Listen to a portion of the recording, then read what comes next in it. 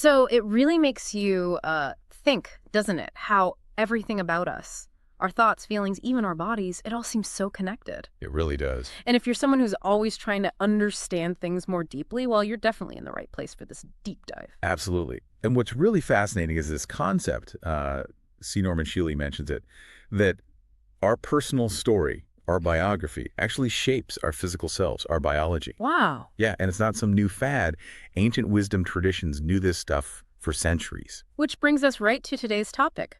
The 7 power centers in the body. Chakras, as they're often called. And these aren't just, vague ideas. Caroline Myss in Anatomy of the Spirit, she describes them as fundamental regulators of our life energy, like energy batteries holding our emotional history. That's a great way to put it. And it's important to remember, this isn't out of nowhere. The idea comes from Eastern religions. And Joseph Campbell talked about similar ideas resonating across cultures. It points to something fundamental about how we understand human energy. Okay, so let's unpack this connection between energy and mindset a bit. Right. Our mission today is really to dig into how these energy centers hold these universal life lessons.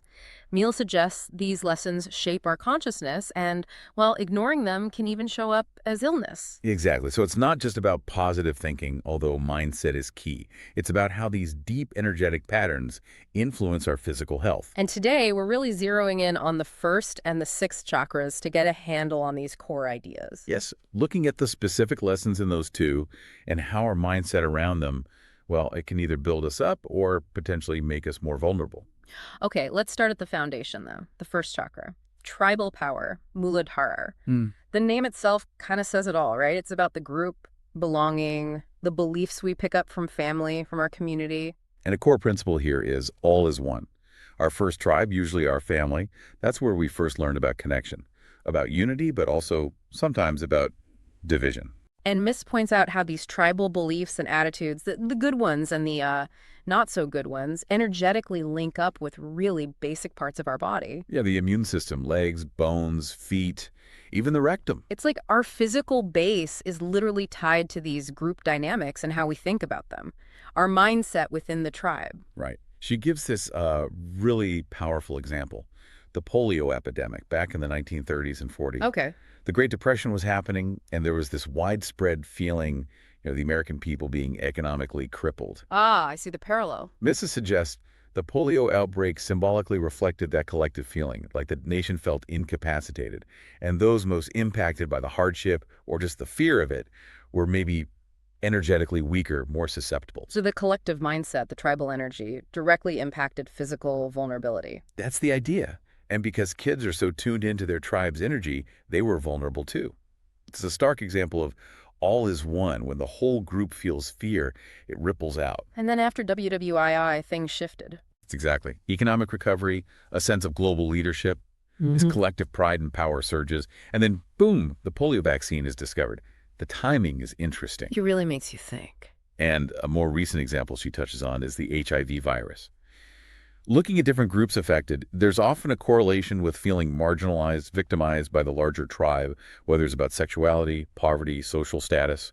So that feeling of being powerless within the group. Yeah, it seems to drain that first chakra energy, which then impacts biological immunity. Again, mindset influencing biology through this energy center. So what does this mean for us, for you listening? It really highlights that keeping this first chakra healthy means looking at our own tribal issues. Those negative feelings we might have about society or where we fit in. Holding on to bitterness about the group, it just creates inner conflict, right? It blocks that all is one power. Definitely. And the big challenges here often involve loyalty, honor, justice within that tribal context. These things are vital, of course, but they can turn toxic if they become too rigid, too narrow. Hindering our own growth. And impacting our mindset about ourselves and the world. Mies tells a story about a man, Tony. His family basically abandoned him after he suffered abuse as a child. A huge tribal betrayal. Right. And it led to alcoholism for years. His healing journey involved finding acceptance, almost like a symbolic baptism, finding a new, supportive energy. It shows how a deep first chakra wound, that lack of tribal support, can really shape your life and mindset. And building on that, the power of ingrained tribal beliefs. there's the story of George. He just sort of unconsciously took on his parents' belief that life slows down dramatically at 60. Just accepted it as fact. Yeah, until he realized he didn't have to. Mm. He recognized he could consciously, unplug from that belief system. He could honor his own feeling of vitality. That shift in mindset about aging was transformative for him. And honor itself within the tribe, that's so important. It fuels us, gives us positive energy. Right. There's Sam, the drug dealer. He hears this radio show about angels, randomly, and it reawakens his sense of honor. Yeah. Leads to a bad accident, but ultimately a completely new life path with real purpose. It shows how reconnecting with inner integrity, changing your moral mindset, can just totally shift your direction. Wow. Okay, and then there's tribal justice. Another complex piece. Sometimes, moving forward spiritually means you have to step away from the tribe's rules, its justice system, even if that means physically separating. Like Patrick's story, the guy with the leg pain. Exactly. His pain seemed tied to this double life he was living, caught between his inner self and the code of this military-like group he was in. That conflict, that mindset of having to be two different people, it seemed to manifest physically, blocking healing. So, the ultimate first chakra lesson, according to Mrs. It boils down to realizing that true justice isn't necessarily what we get here on Earth, it's divinely ordered. She uses the crucifixion image, letting go of needing earthly payback and trusting a higher order. That's deep. And Eric's story really hits this home. Lost his business, his marriage, all at once. Total devastation. Yeah, unimaginable. But it pushed him to prayer, led to this incredibly vivid dream, and through that adversity, he learned the truth. All is one. His mindset shifted from total loss to, well, profound connection. Okay, so that's the foundation, the first chakra. Let's shift gears up to the sixth, the ajna center, the third eye. Right, the power of the mind. Reasoning, intuition, insight. Moving up to the center for mental clarity. Yes, and its sacred truth is seek only the truth. This chakra is about impersonal thought, symbolic sight, seeing past the illusions that can really cloud our judgment and, well, our mindset. Missa talks about dark night experiences here, those times when our old ways of seeing the world just don't work anymore. They can feel awful, destabilizing. But they're necessary, right, for growth, for reevaluating what we thought was real. Absolutely. They're catalysts, really, breaking down old, unhelpful perspectives so we can find deeper self-understanding. There's a story of Pete, whose wife was going through one of these dark nights. Right. And the key takeaway there is not to take it personally if someone pulls away during that time. Their inner turmoil is often about their own search for truth, not necessarily about you. That leads into detachment, doesn't it? It does. And detachment isn't about being cold or aloof. It's more about realizing that our life's path isn't totally controlled by one person or group. Things change, often because of bigger dynamics at play. Like the guy who imagined getting fired. Yeah. And felt liberated. It's about freeing your mindset from being stuck on specific outcomes or people's approval. And Danny's story with the prostate cancer, that seems like a powerful example of the sixth chakra in action. Definitely. His diagnosis became the wake-up call to listen to that inner knowing, that deep desire to live closer to nature. Which is governed by this chakra. Right. And when he finally aligned his outer life with that inner truth, made those big changes, his health improved, it shows that link between mindset, listening to your inner guidance, and physical well-being. And becoming more conscious, it's often this cycle, isn't it? Encountering mysteries, acting on intuition, then new mysteries appear. Exactly. Like Karen, who kept getting laid off. Each time, it pushed her closer to work that felt more authentic for her.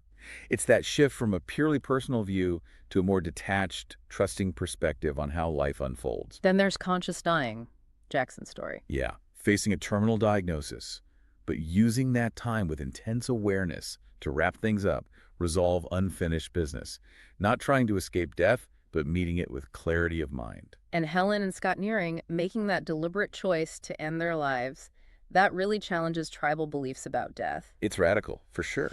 Taking ultimate responsibility based on their own strong sense of personal truth and spiritual integrity. So Jill Rinpoche offers a different angle too, right? Transcending ordinary limits, but deflecting personal attention. Yes, it emphasizes that true spiritual power, linked to the sixth chakra insight, is often impersonal. It's about aligning with detached truth, not personal ego or power displays. Like the professor who said all truth is basically the same underneath, regardless of the cultural wrapping. Precisely. It points to that detached truth-seeking the sixth chakra facilitates, seeing the core beneath the surface. Which contrasts with Oliver, who tried to become more conscious just by, waiting for it materially. Right. It highlights that you can't just passively wait. Inner transformation needs active engagement, internal shifts in mindset. You have to do the work. And Toby, overcoming depression by deciding age and time were illusions, and focusing on rebuilding his body. Such a powerful example, a complete overhaul of his mental perspective, his mindset, leading to tangible physical and emotional change. And Carrie, the lawyer who felt called to New Mexico, became a midwife. Yeah, another great illustration of heeding that inner guidance, finding your ordained path, which the sixth chakra helps us access when we tune out the noise and listen. Her mindset shifted from what society expected to what her soul needed. But Miss also warns about just collecting information, right? Being a workshop addict. Exactly. Yeah. It's not just about learning the concepts. Dan's story illustrates this. He got excited, shared all these new ideas at work. And got pushback. Right, because his internal mindset had shifted, but his external environment hadn't. There needs to be alignment. You have to actually live the changes, not just talk about them. So, connecting these two, the first and sixth chakras, you see this interplay between our roots, our belonging, and our ability to see clearly, to seek truth. Absolutely. Our sense of security in the tribe and our capacity for detached, conscious thought. The health of each is tied to these life lessons and how our mindset engages with them. And it really seems clear that unresolved stuff, negative mindsets around belonging, honor, justice down in the first, Or around truth, detachment, illusion up in the sixth. it can deplete energy in those centers and potentially show up physically. For sure. And we have to remember, all 7 chakras work together. The Right. whole system. You need that energy flowing smoothly through all of them for real well-being. So by consciously working with these lessons, cultivating a positive, truthful mindset, We actually boost our personal power. We create the conditions for healing, for more vitality. Okay, so wrapping up this deep dive for today, we've looked closely at the first and sixth chakras, not just as energy points, but as, well, containers for these huge life lessons. Lessons deeply tied to our mindset and our health. We touched on those sacred truths, all is one for the first. We can seek only the truth for the sixth. Powerful ideas embedded in this framework, showing how embracing them really shapes our perspective, our mindset. So as you go about your day, maybe take a moment to reflect. How have those tribal dynamics, family beliefs, shaped you? Yeah, and what personal truths are you currently exploring? Or maybe what truths are you avoiding? How clear, how detached is your thinking right now? Which leads to a final thought to chew on. How might really understanding these energy centers and how they influence your mindset empower you? Empower you to be more active in your own health, navigate challenges with, more awareness, more resilience. It feels like this is just scratching the surface, really. Oh, definitely. There's so much more to explore in energy anatomy and these 7 sacred truths. It's a journey of discovery. A journey within yourself. Thanks for joining us on this part of it.